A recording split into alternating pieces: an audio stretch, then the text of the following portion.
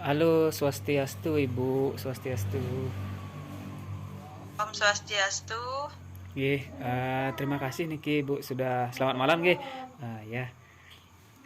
Selamat malam. Terima kasih sudah menyediakan waktu, meluangkan waktu untuk Tiang Niki. Ingin menanyakan sedikit terkait alternatif solusi masalah yang Tiang temukan di dalam pembelajaran khususnya di sekolah Tiang mengajar nih ke. Bu, Nggih. Tiang punya beberapa pertanyaan nih ke. Ya, langsung saja Bu, nggih. Nggih, silakan. Yang pertama itu terkait rendahnya keaktifan belajar siswa di kelas nih ke. Nah, kira-kira Ibu mungkin punya solusi alternatif untuk mengatasi permasalahan keaktifan nih ke. Ibu, silakan. Terima kasih atas pertanyaannya. Tentunya kalau dalam pembelajaran di kelas itu kan guru sebagai pengelola pembelajaran, sehingga guru harus bisa merancang pembelajaran itu. Sehingga ketika keaktifan siswa rendah, berarti pembelajaran masih teacher center, sehingga perlu adanya model pembelajaran menarik ya. Misalnya salah satu model inovatif yang bisa diterapkan, misalnya model PJBL, Project Based Learning. Jadi siswa diajak untuk membuat suatu project atau produk sehingga siswa bisa terlibat aktif dan dia bisa langsung belajar dan belajarnya secara langsung sehingga dia lebih mudah memahami yang diberikan guru begitu. Dan inilah yang akan merangsang keaktifan siswa. Jadi tidak yang terlibat tidak hanya satu orang atau beberapa orang saja, tetapi semua orang atau semua siswa terlibat di dalam kelompok tersebut, sehingga itulah yang menjadi solusi, salah satu solusinya ya.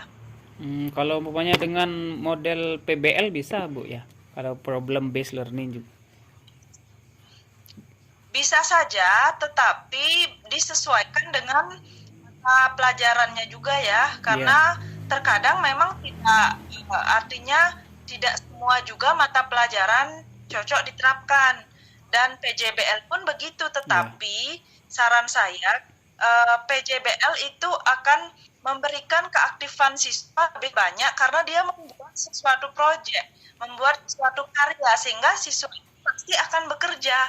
Nah, di sana kelebihan PJBL, dia menghasilkan sesuatu dan PJBL juga bisa mengasah kreativitas siswa sehingga siswa bisa menciptakan sesuatu hal baru, kemudian bisa berinovasi, mungkin berkreasi untuk membuat sesuatu hal, bagaimana caranya memperoleh hasil terbaik sehingga karyanya itu menarik begitu. Iya. Nggih, cuman mungkin kalau kendalanya di PJBL kalau tiang tidak salah baca itu membutuhkan waktu yang agak lama Okay. soalnya membuat proyek Bu ya. Tidak hanya PJBL, semua mata medial pembelajaran yang menggunakan media dan beberapa alat bantu memang kendalanya waktu, kemudian biaya, persiapannya, dan semua model pembelajaran itu harus dipersiapkan dengan baik oleh guru sebelum mengajar karena PBL pun kan harus disiapkan masalahnya apa gitu. Iya. Jadi model mempunyai kelebihan kekurangan masing-masing begitu. Nggih. Tapi sekarang bukan berarti PBL itu lebih jelek dari PJBL ya. PBL masih bisa tetap diterapkan dan PJBL juga bisa, tergantung sekarang kondisi dan situasi dan juga materi apa yang mau diberikan Iya. kepada siswa begitu. Nggih, siap. Terima kasih Bu. Untuk pertanyaan kedua nih. Pertanyaan Ya. kedua terkait apa namanya rendahnya minat membaca siswa. Nah, mungkin Ibu bisa memberikan alternatif solusi kira-kira bagaimana caranya meningkatkan minat membaca siswa. Baik, terima kasih atas pertanyaannya.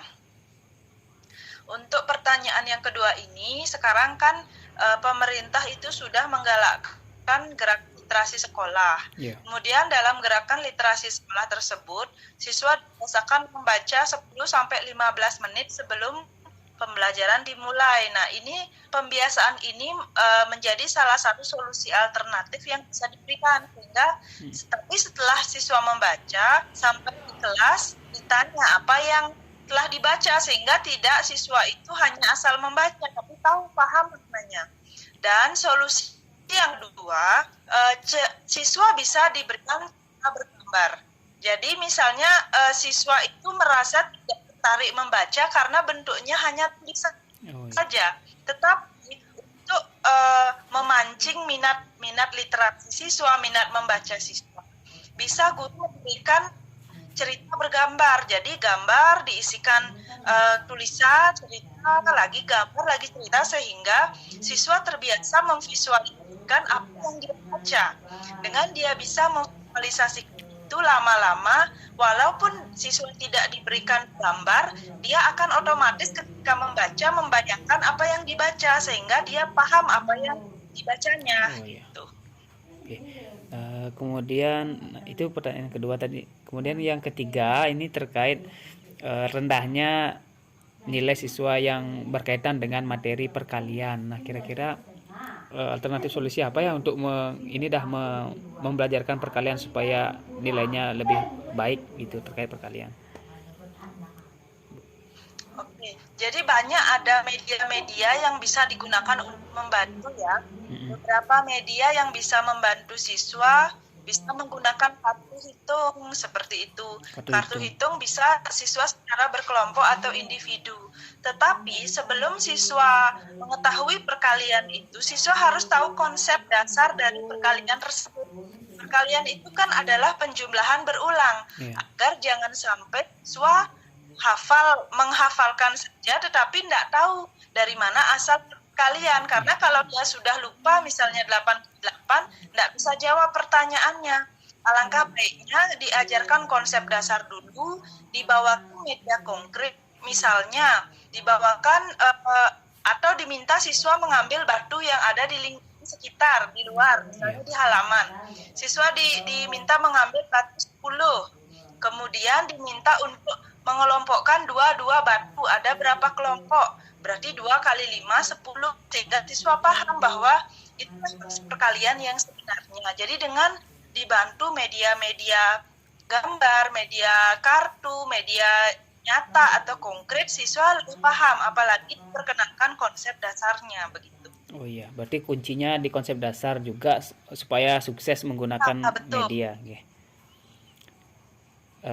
Kemudian pertanyaan terakhir terkait pemahaman siswa terhadap materi yang bersifat abstrak ini masih rendah, Bu.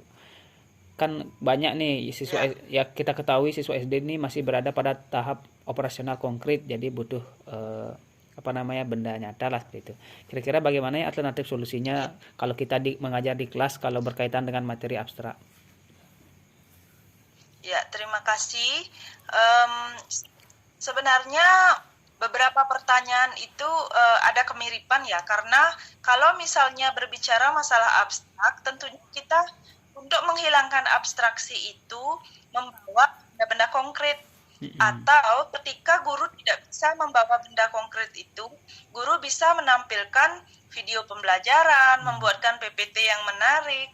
Misalnya ketika guru mengajarkan tentang proklamasi kemerdekaan, kan tidak mungkin guru membawakan pahlawan langsung, tetapi guru bisa menghidupkan video dan menampilkan istilahnya rangkaian peristiwa proklamasi, sehingga siswa bisa mengamati dan menyaksikan ibaratnya seperti menonton secara langsung atau seperti berada secara langsung di kejadian itu, sehingga dia lebih paham. Sehingga seabstrak apapun pembelajaran, kalau siswa bisa melihat apa yang dia diajarkan gurunya, maka dia bisa memahami. Dan melihat itu berbagai cara bisa dilakukan. Selain video pun, gambar-gambar juga bisa diberikan kepada siswa. Atau bisa juga siswa diajak bermain peran, misalnya memerankan tokoh tertentu, misalnya pahlawan I Gusti Ngurah Rai berperan. Kemudian siswa memerankan itu, kan dia menjadi lebih paham sebenarnya bagaimana perjuangan dalam merebut kemerdekaan, misalnya materinya seperti itu, gitu ya. Jadi pada intinya pembelajaran kontekstual dan pembelajaran dengan dibantu oleh media-media itulah yang membuat siswa bisa belajar dengan lebih bermakna lagi dan lebih bisa memahami dengan baik, serta siswa tidak mudah lupa dengan mata pelajaran. Artinya jangan sampai sekarang diajarkan besoknya lupa karena dia hanya menghafal. Tapi kalau dia sudah tahu, kemudian paham dan melihat rangkaian peristiwanya secara langsung, baik melalui video ataupun gambar, itu akan melekat lama di memori siswa, sehingga misalnya sebulan pun ketika ditanya dia masih tetap bisa menjawab. Oke. Berarti kuncinya bisa menggunakan media-media yang seperti tadi, Bu, ya. Ya, media konkret. Ya, media konkret atau media visualisasi melalui bantuan video, ya. Oke. Ya, betul. Oke. Ya, mungkin itu saja sih pertanyaannya, Bu, terkait permasalahan yang Tiang alami. Terima kasih atas alternatif solusinya, ada jawaban wawancara jawabannya. Tiang langsung Ya. saja akhiri dengan para Santi, Bu. Nggih, terima kasih. Om Santi, Santi, Santi, Om. Santi Om. Selamat malam, terima kasih, Terima Bu. kasih. Nggih.